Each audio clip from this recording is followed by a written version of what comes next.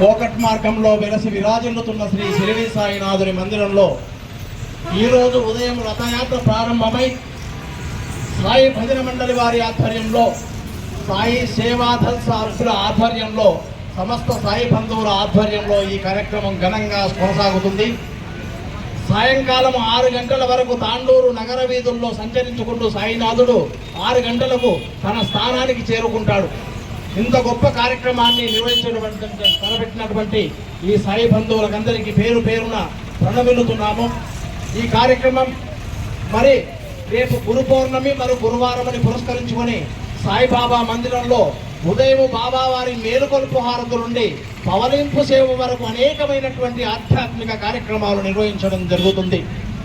అట్టి కార్యక్రమాల్లో భాగంగా ఉదయం బాబా వారికి పంచామృతాభిషేకం మరియు స్వయంగా భక్తులచే బాబా వారి మూల విగ్రహానికి పుష్పాభిషేకం నిర్వహించడం జరుగుతుంది.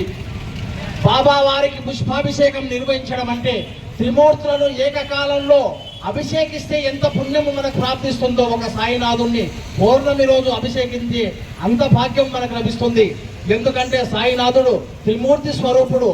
ఈ కలియుగ భారాన్ని మోసేటందుకు ఈ కలియుగంలో అవతరించినటువంటి ఏకైక దయ స్వరూపుడు శ్రీ షిరిడి సాయినాథుడిని.